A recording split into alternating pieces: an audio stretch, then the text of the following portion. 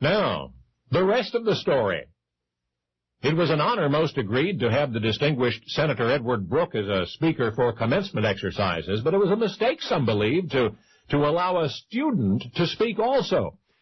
The fears of the latter were confirmed on graduation day because in Diane's speech, the first ever commencement address given by a student at that college, in that speech she rebuked the senator, the school's guest.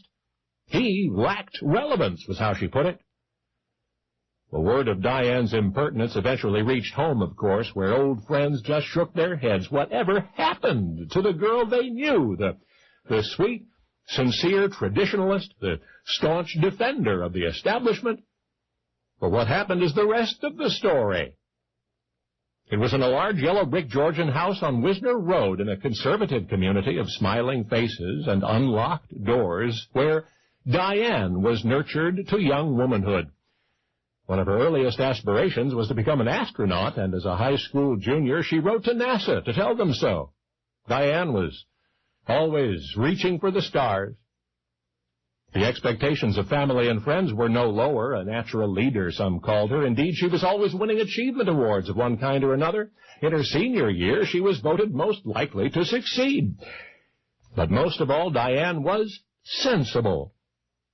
An outspoken red, white, and blue American, she campaigned her heart out when Goldwater ran for president. She canvassed from door to door, argued with less sensible friends.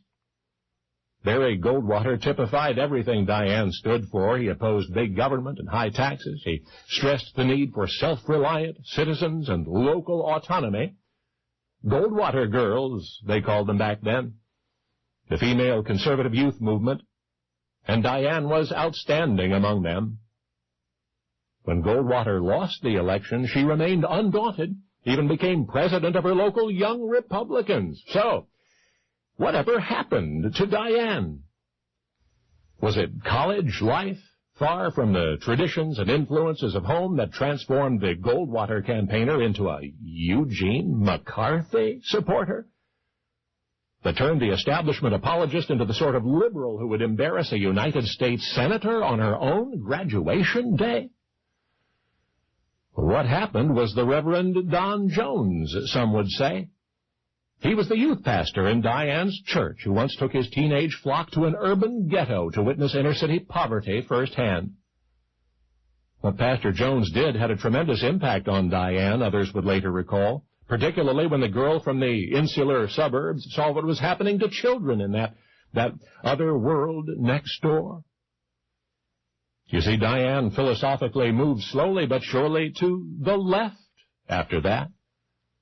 And she's taken a number of people with her on that ideological journey. You know one of them. He became President of the United States.